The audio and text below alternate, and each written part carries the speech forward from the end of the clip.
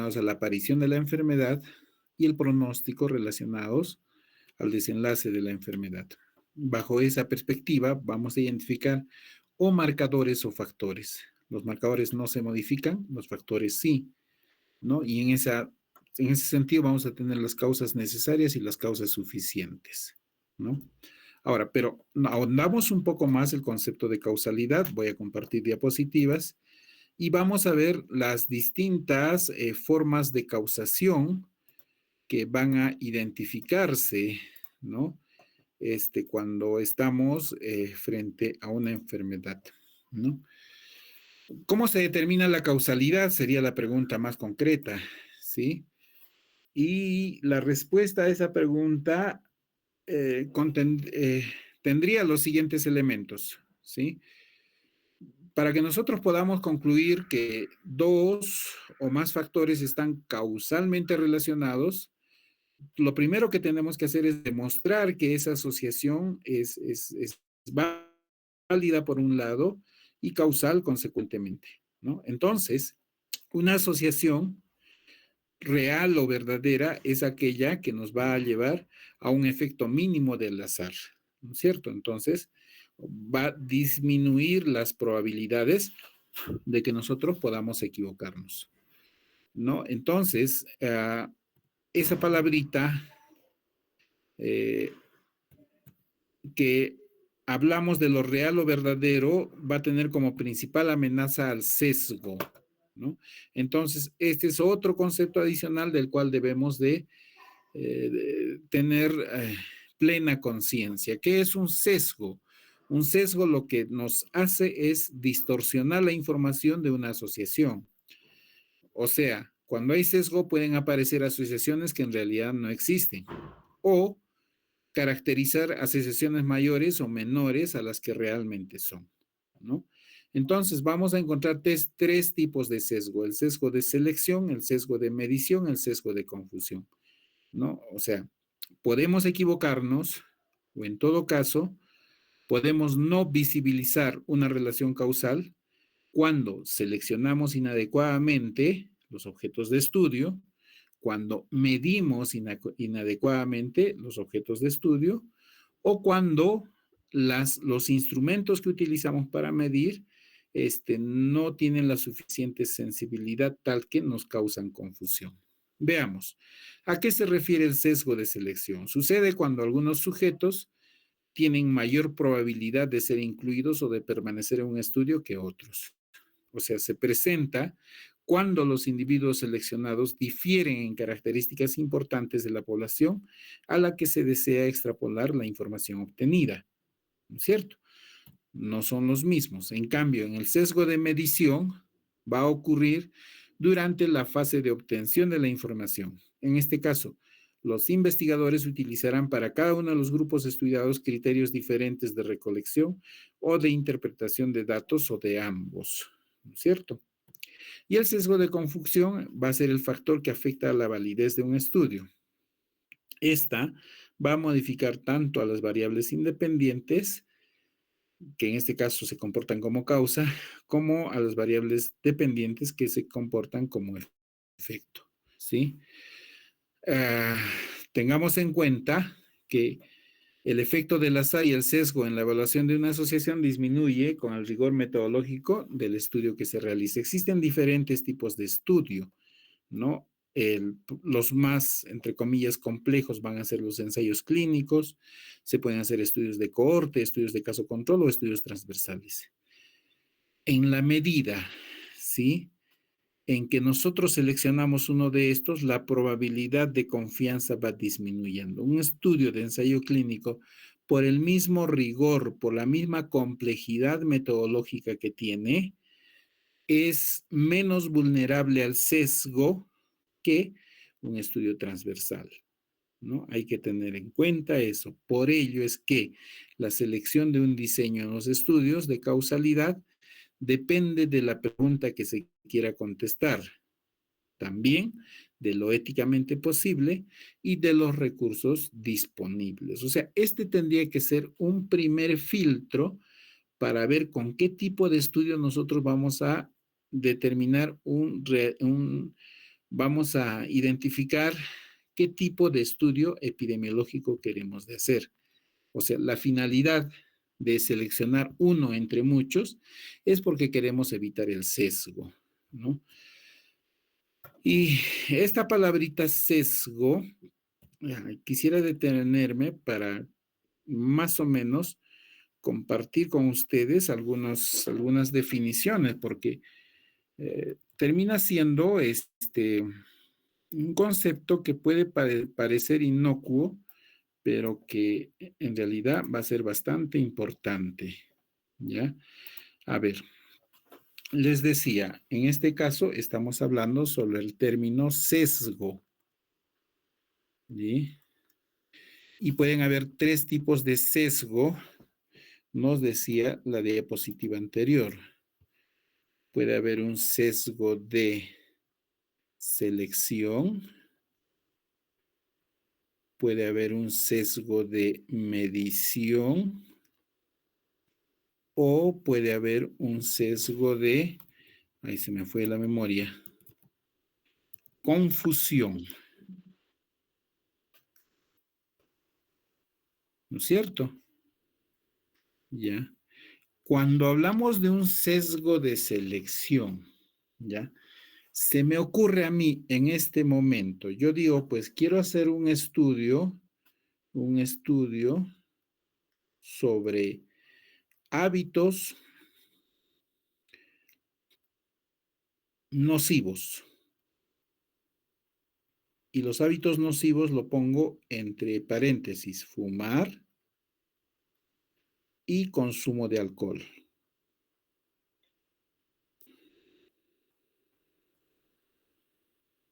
¿Ya? Y se me ocurre a mí selecciono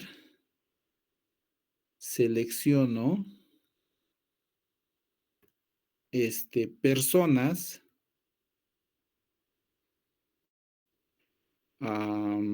mayores de 35 años. ¿Ya? O en todo caso, menores de 10 años.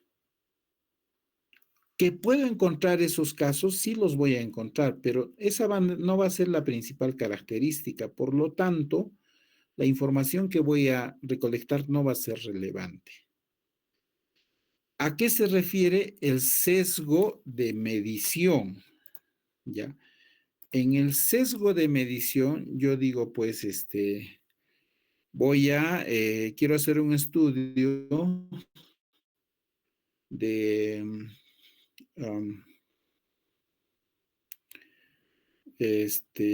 acerca de el perfil lipídico de adultos. ¿Ya? Y entonces, para este perfil lipídico de adultos, yo utilizo el instrumento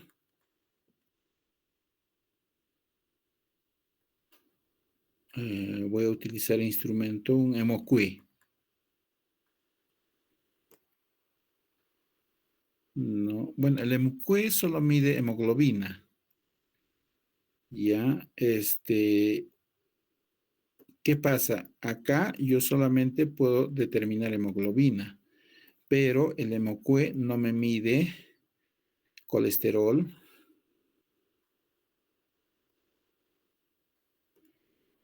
colesterol total, no me mide HDL, no me mide LDL, aunque medio forzado, ¿no? Esto ya sería una equivocación muy, muy grosera, ¿no? Otra más real puede ser lo siguiente, ¿ya? Quiero saber la talla de niños de 6 meses a 1 año, ¿sí? y utilizo como instrumento un tallímetro, ¿sí? Cuando en realidad lo que debí usar es un infantómetro, que más o menos se parece al tallímetro, pero que no es, o sea, tiene otras características. Ya, entonces estoy midiendo inadecuadamente, ¿sí?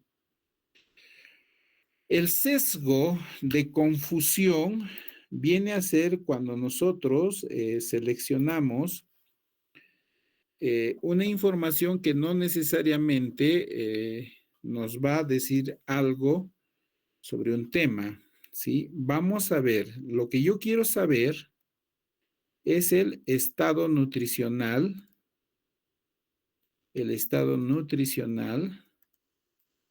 del hierro en niños.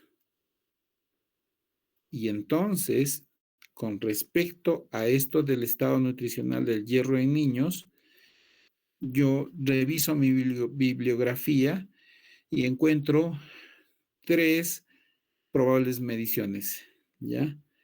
El nivel de hemoglobina en sangre,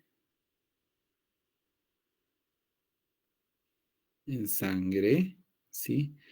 El nivel de ferritina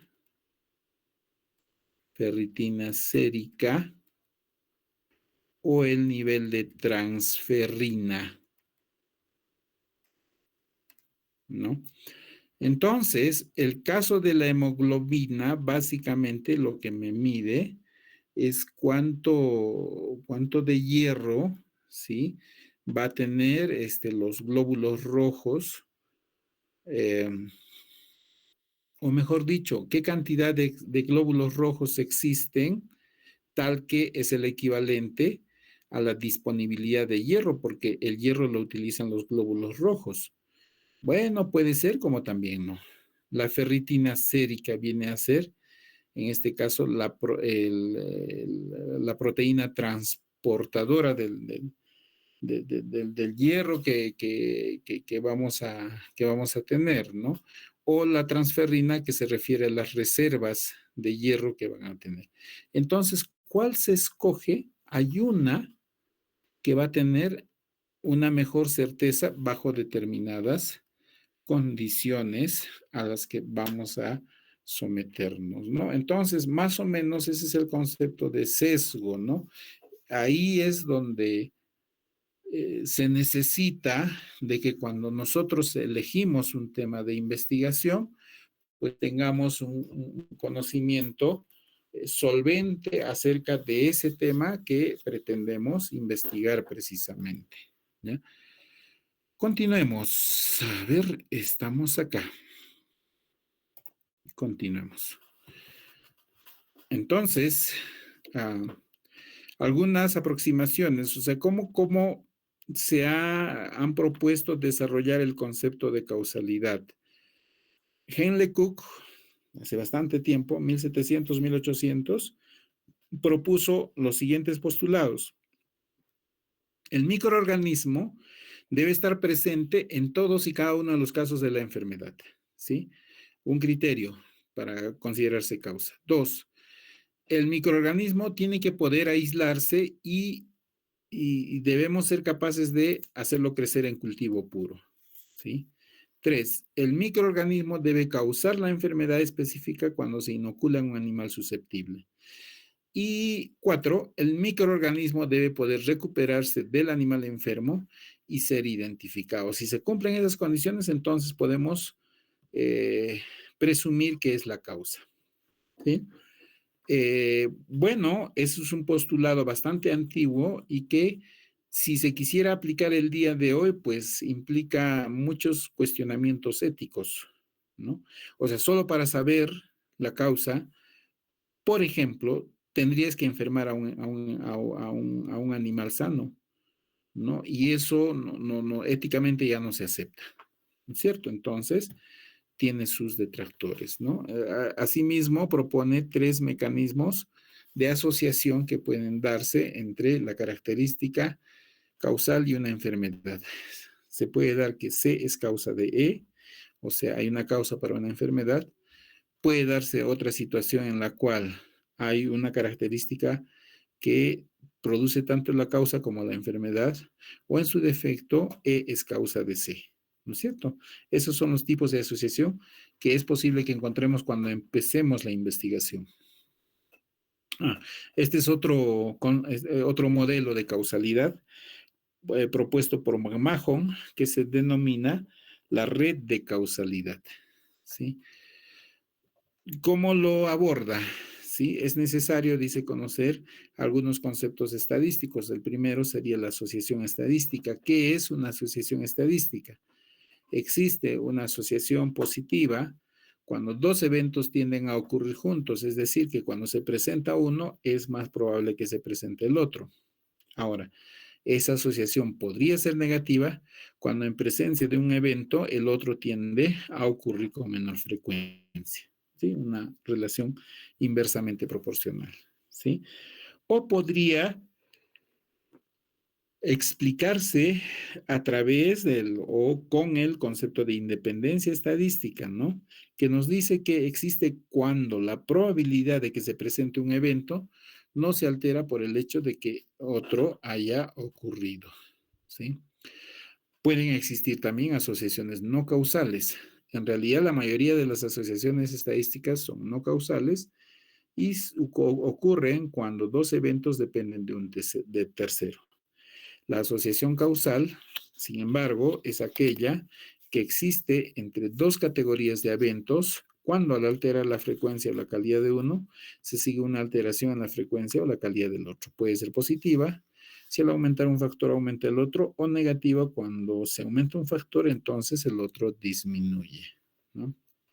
Entonces, vamos a tener como una suerte de organigrama decisional o de comprensión, ¿sí? Toda enfermedad, absolutamente toda enfermedad va a tener factores que la están circundando, que la rodean. Son factores asociados. Estos factores pueden ser independientes, es decir, no le encontramos asociación estadística, están al lado de la enfermedad por puro azar. Bueno, ahí termina. Pero si es que encontramos que están relacionados estadísticamente, tenemos que explorar más en su relación causal, ¿sí? Entonces, debemos determinar si son asociados causalmente o son asociados sin causa de forma secundaria, ¿no es cierto? Entonces, cuando se asocian sin causa de forma secundaria, tenemos que establecer si son independientes o digamos, su aparición obedece a algún tipo de sesgo para mejorar la metodología de control, de vigilancia, ¿sí? Si son asociados causalmente, habría que determinar luego si esta asociación es indirecta o es directa, ¿no?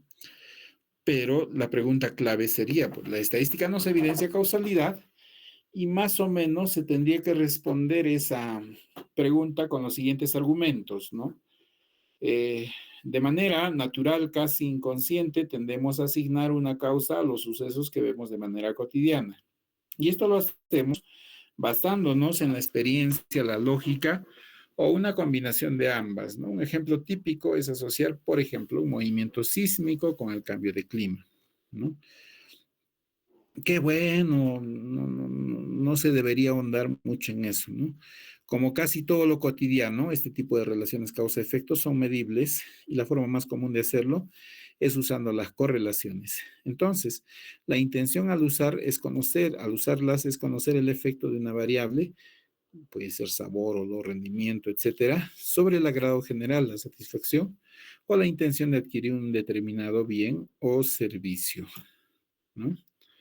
Pero no debemos olvidar que la correlación es un cálculo matemático frío y como tal es susceptible a errores que están más allá del cálculo numérico. Y entonces a la hora de tomar decisiones, la lógica, el sentido común, la experiencia, o sea, la experiencia que se tiene como investigadores, deben completar el dibujo de una realidad que la computadora que hace el cálculo no puede, no conoce, ¿no?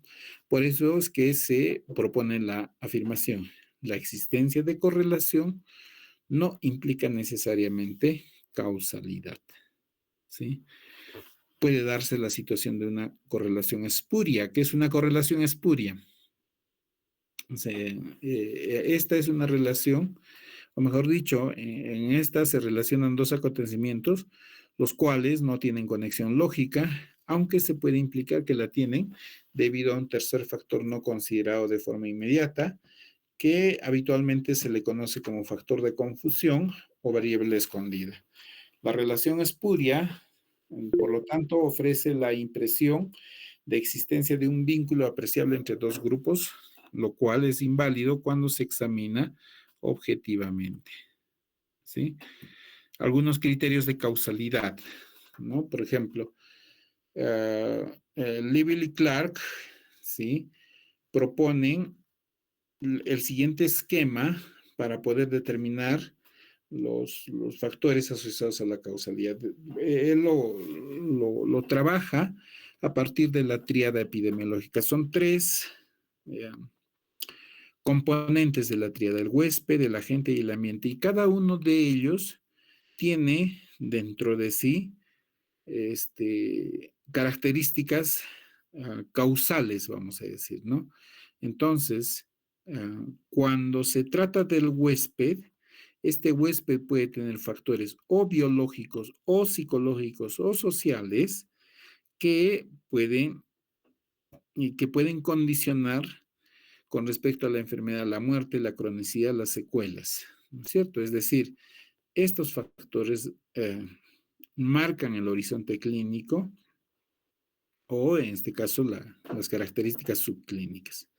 Lo mismo, en el caso de la gente, van a tener o factores cualitativos o factores cuantitativos que en relación a la evolución podrían tener un rol favorable o desfavorable. Y en el caso del ambiente o del medio ambiente, que puede ser una características biológicas, físicas, sociales o culturales,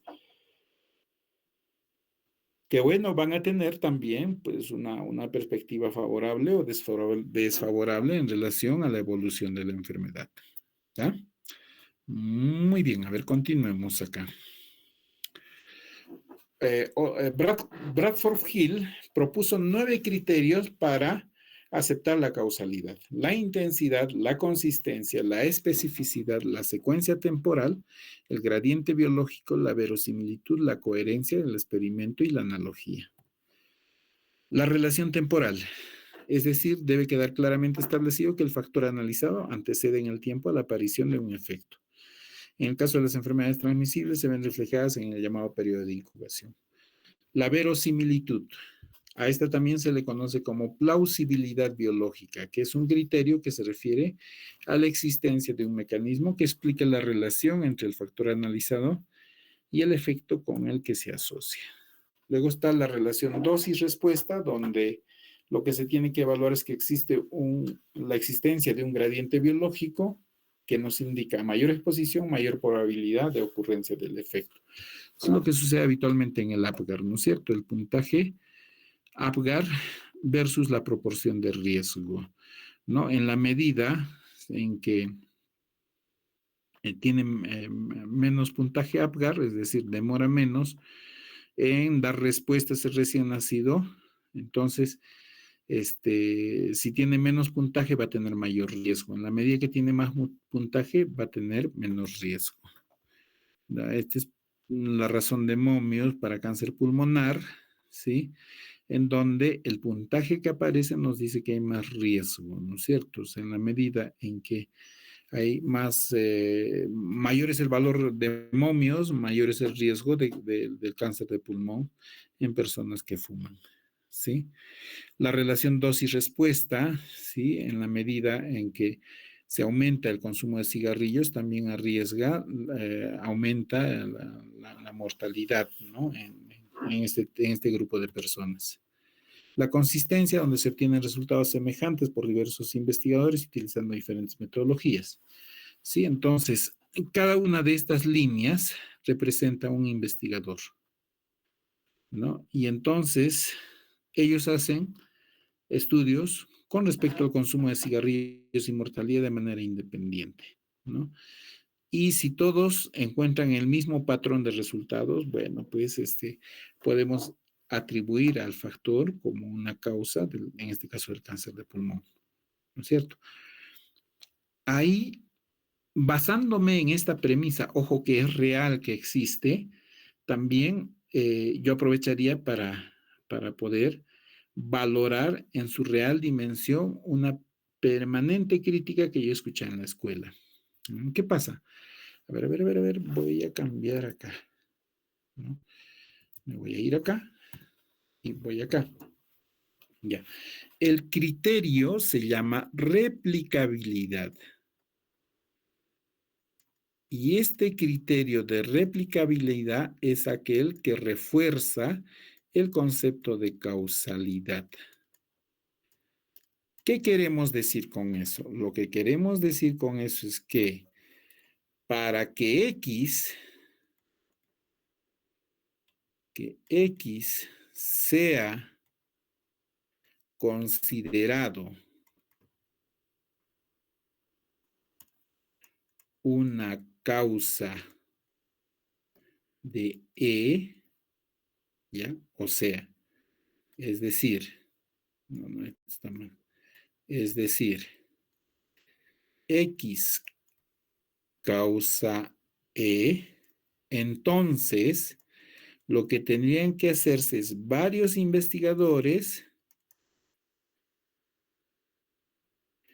y esto lo resalto, varios investigadores deberían obtener el resultado X causa E. Ya, ¿y dónde viene el problema con la escuela? ¿Sí? En tesis, lo he vivido, ¿no? Por decir, ¿sí? La alumna Juana, voy a poner, Juana, hace el estudio consumo de, de ultraprocesados causa bajo rendimiento académico.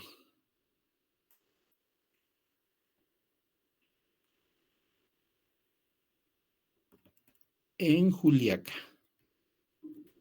¿Sí? Ya está, Juanita hizo eso. Plan, ya lo hizo. Luego viene su compañera Luisa, ¿ya? Y hace un trabajo más o menos así, consumo de ultraprocesados causa bajo rendimiento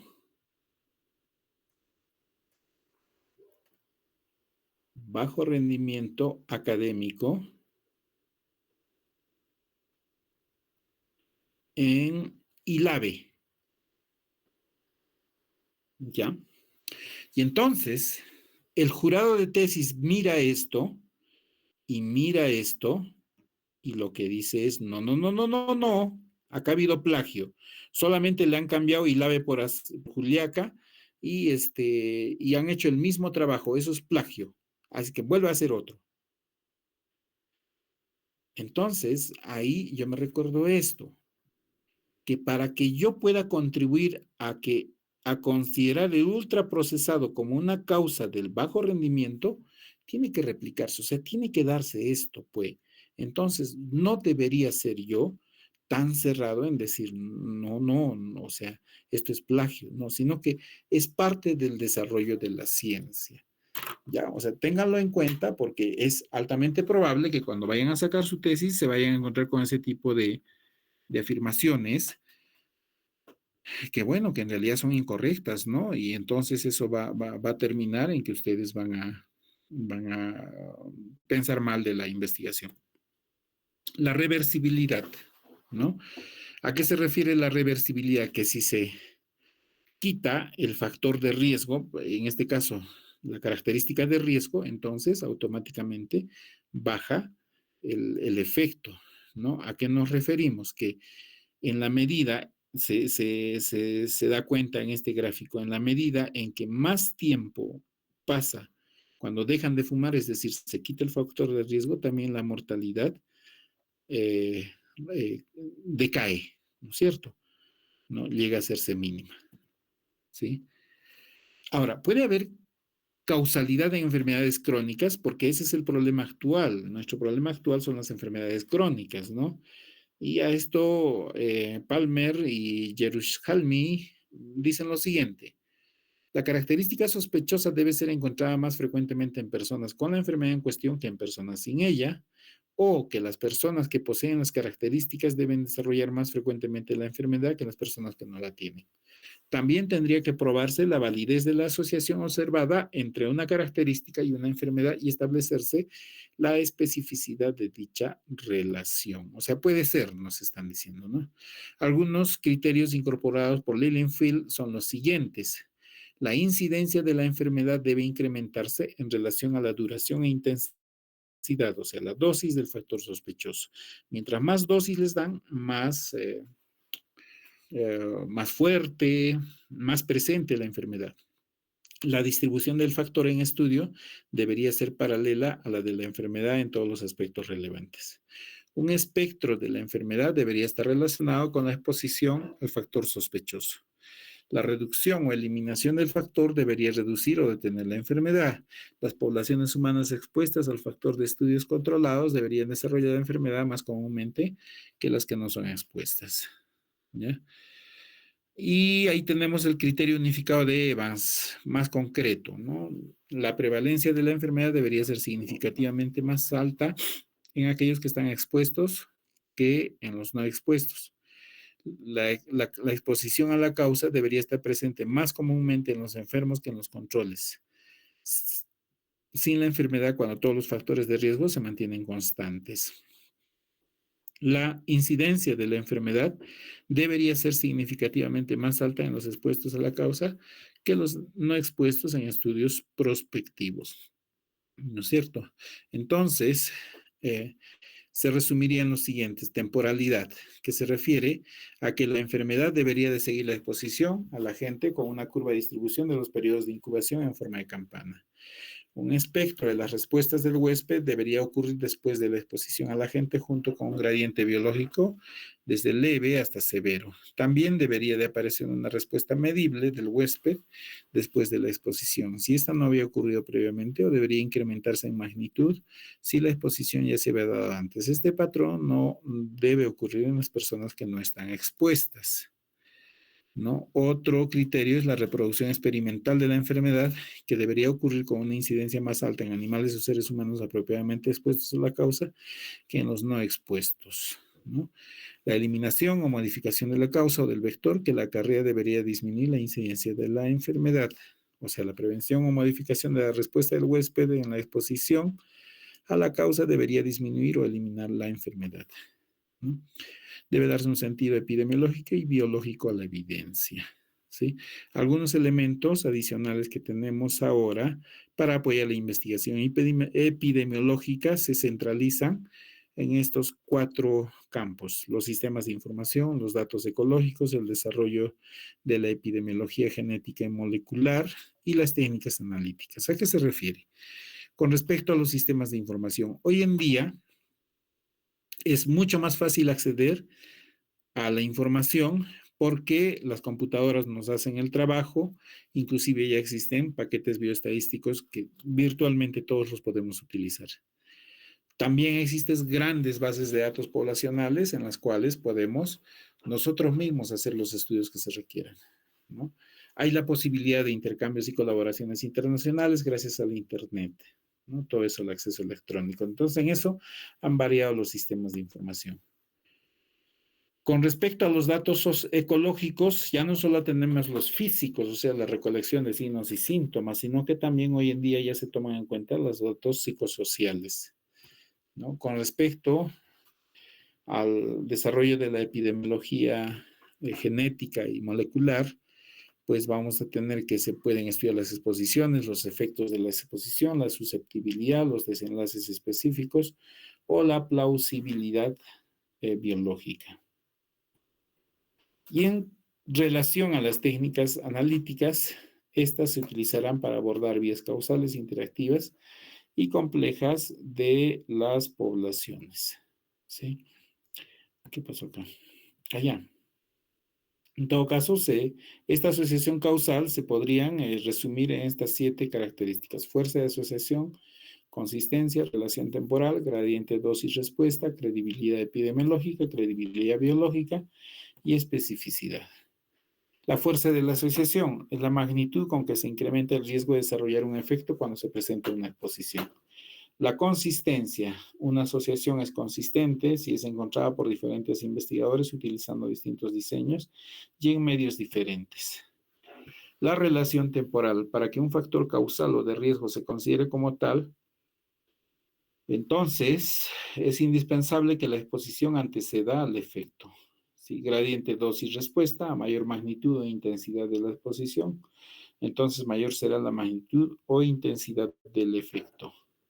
La credibilidad epidemiológica. Si existe asociación, la distribución geográfica de la exposición es paralela a la distribución del efecto de esa exposición. Claro, porque se supone que se ha dado precisamente en ese ámbito geográfico. Luego está la credibilidad biológica, que es la concordancia de la asociación con el conocimiento biológico que se tiene en la actualidad. O sea, no pueden haber asociaciones que no tengan un sentido lógico biológico. La especificidad, una sola exposición genera un solo efecto y viceversa. Esta no se aplica a los factores de riesgo, ¿no? Y bueno, vamos a tener las medidas que expresan asociación: riesgo relativo, riesgo atribuible, fracción etiológica, pero eso lo vamos a ver después, ¿ya? Hasta ese punto, chicas, chicos, ¿tienen alguna pregunta, alguna observación? El concepto grande se llama causalidad.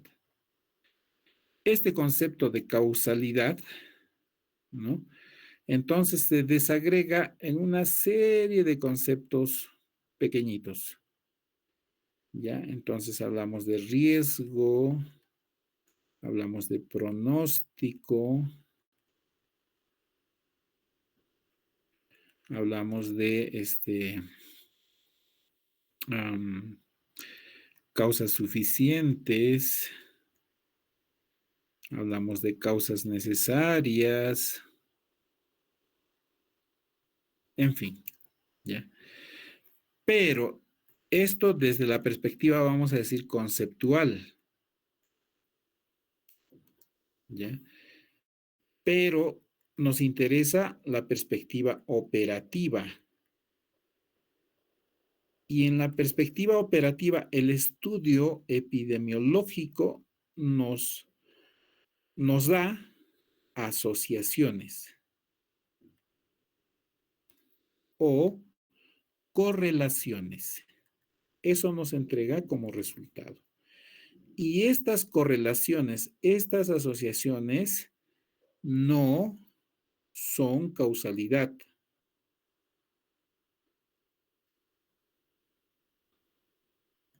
Estrictamente. En todo caso, para que una asociación sea causalidad, se necesita otros criterios adicionales: fuerza, temporalidad,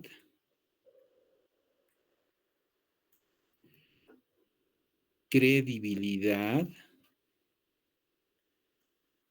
biológica, credibilidad epidemiológica, temporalidad, fuerza, temporalidad.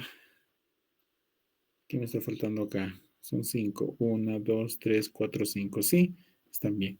Y en todo caso, si le agregamos esto más, ahí sí podríamos hablar de que hay causalidad o es una causa. Pero ahí mismo yo hago la aclaración, ¿sí? Nuestro curso, o en todo caso la herramienta que ustedes van a aplicar, se llama epidemiología. Y la epidemiología no necesariamente busca causalidad, sino que esencialmente lo que busca identificar son riesgos, pronósticos. Esa es su chamba. Esta chamba es más académica. A esto, en todo caso, se le llama investigación como tal. O sea, es un trabajo más de gabinete, es un trabajo más de doctores, pero nosotros vamos a trabajar en un centro de salud. ¿No es cierto? O sea, no vamos a tener una oficina de investigadores, sino vamos a trabajar en una oficina en la cual todos los días interactuamos con la gente. Por lo tanto, yo tengo que tener las habilidades para identificar riesgos, pronósticos con respecto al tema de salud, que es la prioridad sanitaria en ese momento. ¿Ya? De esto vamos a hacer algunos ejercicios, ¿ya? Pero de todas maneras, ¿y ahora qué pasó? De todas maneras, se tendría que tener en cuenta esos conceptos. Vamos a complementar estos conceptos con el concepto de niveles de prevención. O sea, ¿para qué quiero saber las causas? Ya, para prevenir las enfermedades. Entonces, ahí ampliamos la comprensión. Ya lo habíamos adelantado un poco cuando hablamos de historia natural de la enfermedad, pero ese concepto lo vamos a completar ahora y con eso completamos la clase. ¿Ya? Entonces, es una diapositiva más cortita y es también literalmente mucho más fácil explicarla. A ver, comenzamos. Acá yo hago una comparación. Sí, hago una comparación. Estos son dos gráficos de los continentes, de todos los continentes de la Tierra, ¿no es cierto? El primero corresponde a la tasa de mortalidad de niños menores de 5 años entre 1990, ¿sí? Y 2009, 20 años después. ¿Ya? Entonces, en 1990, para el caso de América, fijémonos, que es nuestro continente, tenemos una tasa de mortalidad bastante alta en comparación con la del 2009, que es el azul más tenue, ¿sí? Mucho más grande en el 90, mucho más pequeña en el 2009. Y esta evolución de la tasa de mortalidad la comparamos con la cobertura de inmunización antisarampionosa entre el 90 y el 2009. Vamos a ver una relación inversa, ¿sí? En 1990, donde hubo más muertes, había menor cobertura de vacunación. En el 2009, en donde baja la mortalidad, hay una mayor cobertura de vacunación. Entonces, ¿eso qué nos dice? O sea, ¿cómo así se ha operado este cambio tangible? Este cambio tangible se opera gracias a la vacunación. Entonces, ese es el valor que tiene la prevención. La prevención no es solamente un discurso que nosotros tenemos para poder trabajar cosas inmediatas, sino que la prevención tiene o debería tener el valor de modificar los perfiles de salud pública. Ese es el valor que tiene la prevención, ¿sí? El valor de la prevención le denomino, ¿no? Entonces, ¿qué es prevención? Son las medidas que están destinadas no solamente a prevenir la aparición de la enfermedad, tales como la reducción de los factores de riesgo, sino también a detener su avance y atenuar sus consecuencias una vez que se han establecido. Ya primera aseveración que ya les había dicho, o sea, no solamente es evitar que aparezca, sino que hay que detener su avance cuando ya está presente o hay que atenuar sus consecuencias cuando ya pasó. O sea, la prevención nunca, nunca cesa con respecto a la enfermedad. En esa perspectiva vamos a identificar 4 niveles de prevención que corresponden a 4 fases distintas del desarrollo de la enfermedad. Nivel primordial, nivel primario, nivel secundario y nivel terciario. El nivel de prevención primordial, ¿sí?, se aplica en la fase de la enfermedad en la que las condiciones subyacentes que nos llevan a la causación. O sea, todavía no existe la enfermedad, sino más bien es el control de las condiciones que podrían condicionar su aparición. ¿A quién se dirige la prevención primordial? A la población total, o sea, a todos, o en su defecto a grupos seleccionados. Luego viene la prevención primaria, que en este caso se refiere a los factores causales específicos.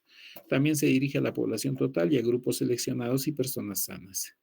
Luego tenemos la prevención secundaria, que en este caso es cuando se presentan los primeros estadios de la enfermedad y se dirige específicamente a pacientes. Y el nivel de prevención terciaria es cuando ya se encuentra en los estadios avanzados de la enfermedad que requieren, por lo tanto, tratamiento, rehabilitación, y esta también se dirige hacia los pacientes.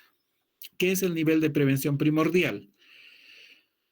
Este ha sido el más recientemente reconocido. Si nosotros revisamos bibliografía anterior al año 2010, vamos a encontrar solamente 3 niveles: primario, secundario y terciario, ¿no? Esta de prevención primordial recién se está conociendo en tiempos recientes. Su objetivo general es evitar el surgimiento y la consolidación de patrones de vida social, económico, cultural que elevan el riesgo de enfermedad, ¿no? Es también necesaria frente a los efectos mundiales de la contaminación ambiental. Su eficacia requiere de medidas reguladoras y fiscales enérgicas de los gobiernos en pro de esta estrategia. Algún ejemplo, por ejemplo, viendo el comportamiento de las enfermedades cardiovasculares en Europa y Japón, entonces se implementan estrategias con el grupo de las personas sometidas a estrés, ¿no? La contaminación atmosférica y los desastres naturales, la contaminación urbana y las enfermedades pulmonares y cardíacas, ¿sí? Luego tenemos la prevención primaria. El propósito de la prevención primaria es limitar la incidencia de las enfermedades mediante el control de sus causas y de los factores de riesgo. La prevención primaria debe consistir en grandes cambios que reduzcan el riesgo medio de la totalidad de la población. Implica 2 estrategias a menudo complementarias que reflejan 2 puntos de vista sobre la etiología. O sea, la estrategia poblacional por un lado o la estrategia de grupos de riesgo, ¿no? Entonces, aquí todavía estamos ya dirigiéndonos a los factores específicos que podrían causar la enfermedad, ¿no? Algunas, ahora, habla que en esta prevención primaria pueden adoptarse 2 estrategias, ¿no es cierto? La poblacional o la de grupos de riesgo. La estrategia poblacional tiene como ventajas la radicalidad, porque se hace con todos, gran potencial para toda la población y es adecuada para comportamientos. Y la desventaja de la estrategia poblacional es que tiene escaso beneficio individual, escasa motivación, porque todo es poblacional. También el personal facultativo no es bien motivado porque trabaja con la población, es más de ser un líder social.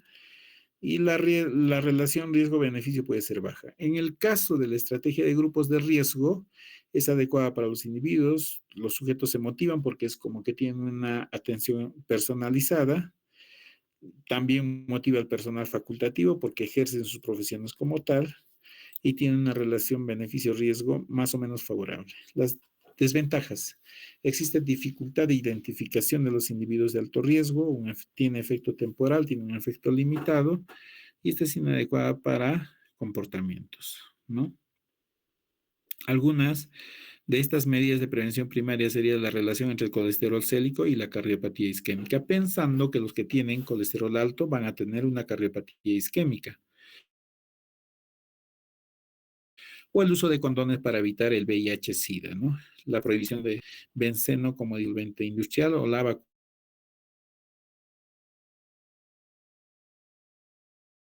tuberculosis de pacientes y la reducción de las consecuencias más graves de la enfermedad mediante el diagnóstico y tratamientos precoces. El propósito es reducir la prevalencia de la enfermedad y se debe aplicar en enfermedades cuya historia natural comprende un periodo precoz en el que son fáciles de diagnosticar y tratar. También se debe aplicar cuando puede detenerse su progresión con un método seguro y exacto de detección, métodos terapéuticos eficaces. Luego tenemos la prevención, o mejor dicho, algunos ejemplos de prevención secundaria serían la estrategia del programa PAN-TBC, ¿sí? Para mejorar la alimentación de los pacientes tuberculosos, porque una de las causales de la mala recuperación va a ser pues la calidad de la alimentación.